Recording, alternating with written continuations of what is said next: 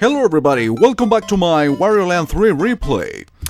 I want to apologize in advance because as you will be noticing during the video, I already got the 3 treasures that correspond to this particular episode. The explanation for that is quite simple. I've been trying to get to work a new recording method, so I have been messing around with the settings, trial and error stuff. So in one of those experiments, I ended up deleting the initial recording for this part. Thankfully, I didn't waste any saliva at all because I didn't do any commentary. So there you go. I will be providing details on that later, probably on this same video. So I am back in W1, the Desert Ruins, and in here, as you could see in the previous room, you have to make use of your enhanced ass attack. So now you get to this room in which you turn into a bat and get the key, the blue key, which is the treasure you have to get, at the very top of the room. But now, in order to get to the chest, if you saw there was a door in which there is no platform, so I need to hit the switch in order to activate that platform. So basically, I knocked off this hammer guy, and I have to get myself hammered on purpose in order to get to the very top and access the switch I was telling you about. Of course, because of this inconvenience, I had to do the replay or the gameplay again, and this is post-commentary, so just you be warned because I will be providing some spoilers, etc, etc. So yeah, I've been trying to get a new recording method as of late because, as probably some of you already know, I used to work with XSplit for my videos, and that thing has been starting to lag and fail on me a lot. So now that I access this door, I fight this boss, in which you have to use the S attack on, and for some strange reason he releases some sort of springboard that you have to like stomp, basically to inflate the enemy. And of course, the bigger the enemy, the tougher it gets. And as pretty much all of the bosses in this game, it takes only 3 hits. But of course, it's tough enough, just with 3 hits.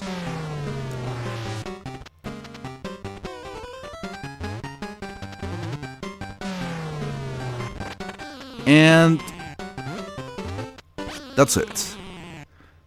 This is what is gonna happen to you guys if you keep eating, fatties. Since I already got the treasure, instead of a chest there will be a door. But at least I showed you where the key and, well, the respective keyhole or chest was. This is the blue treasure, remember. From this particular level, you get a treasure that allows this owl in one of the levels of the game to get lower, so you are able to use them. I have to go to E4, the Colossal Hole. Yeah, this is the owl.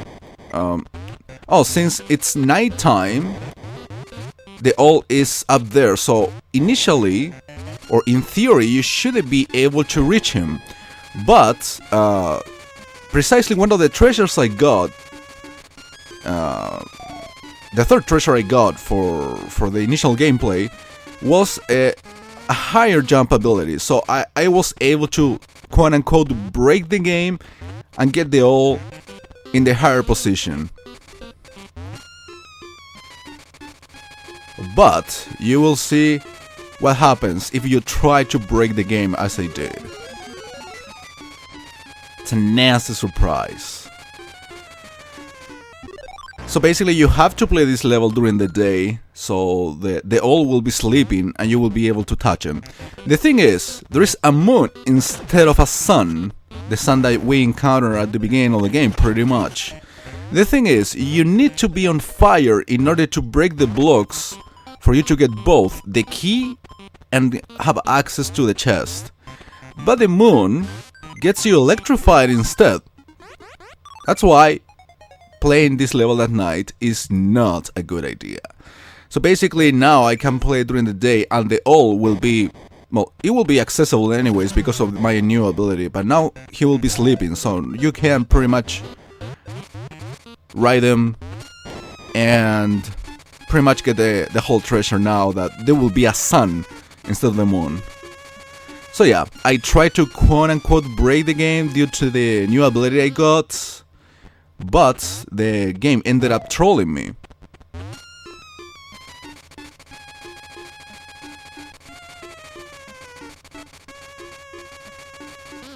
Right, I shouldn't try to get that coin anymore because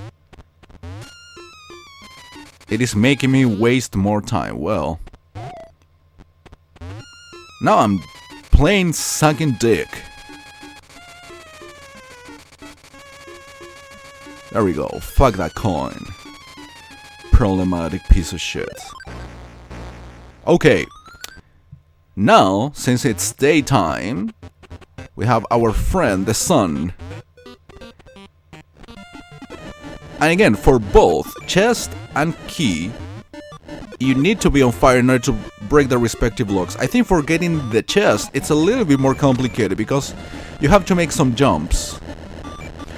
So that's why I'm getting rid of these ones right away. Well, you know, I can already go through the door, but I still want to show you how to get the key.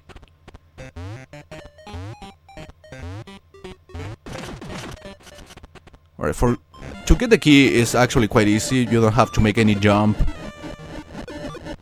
Just stay there. And you know, take the momentum in order to kill that annoying bear.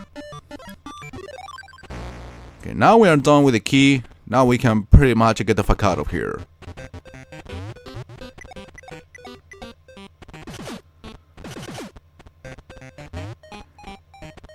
And there you go. So yeah, the first treasure allowed the all to get down, and the second treasure is precisely the ability to jump higher, the one I was trying to use in order to break the game. So now I have to go to E1, the swamp, once again, and in here I have to get the green treasure as well. So I have to go to this room in which there was a mechanical rat following you. But now, since you have more powers, specifically I'm talking about the enhanced charge, you are able to go through this part without having to worry about the rats. Besides, since you have the jump higher ability, now you can access this door. Okay, I will apologize once again because I'm gonna get stuck in this particular part for a good couple of minutes, if not more. Basically, what you have to do here is use this new ability to jump higher using the enemies, but at the same time you have to have an enemy in your hands, because that's the last enemy that you will be needing in order to get the green key at the very top of the room. Well, I will use these minutes basically to explain what's been happening lately in terms of the new recording methods. As I was telling you, I've been using XSplit for more than a year easily, a year and a few months in. To do all sorts of recordings for PC gaming, for emulators, and for capture card, clearly. The thing is, as of late, my computer, my laptop specifically, it's 3 years old only, but it's been starting to fail on me a lot as of late. I cannot record at a high resolution, I mean high as in just 480p, because I get a lot of choppiness and the synchronization in terms of the sound, blah blah blah blah blah. A lot of technical shit. So I've been trying other methods, older methods I would say, for recording. For example, I used to work with Camtasia during my first months using this particular laptop back in 2010 with pretty good results. I've been testing it again, at least for emulators and PC games, and apparently Camtasia is the way to go. It's lag-free, etc. So I will have to get used to that again. And in the case of capture card, like in this case for example, I've been using a program which is very old, but for some reason I never got the courage or got the time to get it to work, to mess around with settings like I have been doing lately, which is called Virtual Dub. Many of you probably are familiar with that software. It's actually pretty good because it keeps the quality, you can enhance the quality of your material recorded with capture cards, and as you can see, I am failing, but I think I'm about to make it now. I think. So yeah, that's why, well, the first recording that I did for this ended up deleted, so that's why I did it again, and I'm doing post commentary for that. So that's basically the explanation.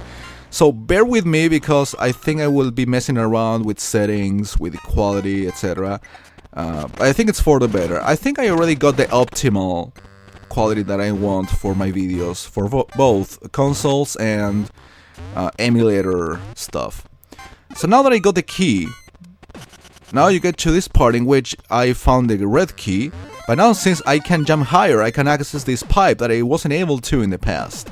And you find another boss. Surprisingly, there is 2 bosses in the same level. I don't know how common that is, if it is the only level in which that happens. And as you can see, I already got trapped, so I have to do the room all over again. So essentially, what you have to do is charge at the skulls before, because you charge at one of the oops, I wanted to use that as a shortcut. I forgot to destroy those blocks. I will have to do that right now. As I was saying, basically you have to get rid of the skulls, but if you take too long, the skulls will return to their original position, so that's why you have to be very quick in order to get rid of the 4. You will see that.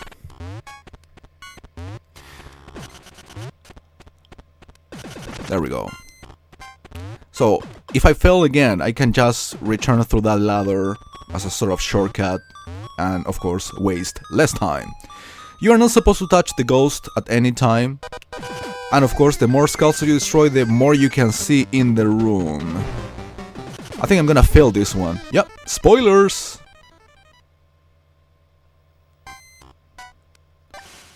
Well, one more try. This is the 3rd treasure I'm getting for this level. See? Much easier. I don't know why I destroyed that. For fun, or for getting 1 coin.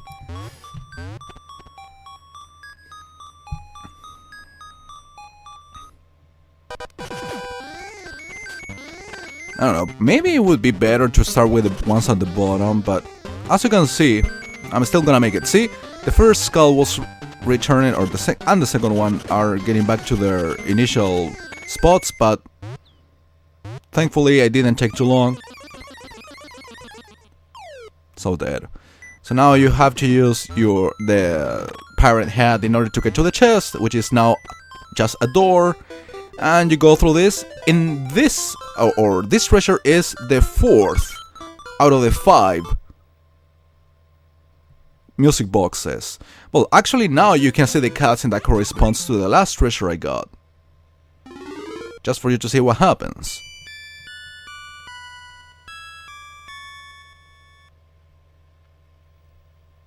And surprisingly, sorry, at this point of the game, you get new levels. As you can see, W5, Beneath the Waves. So yeah, guys, there you go. That's this part of the Wario Land 3 replay. Once again, I apologize for the inconvenience, but I'm pretty sure you enjoy the episode regardless. So, thanks for watching.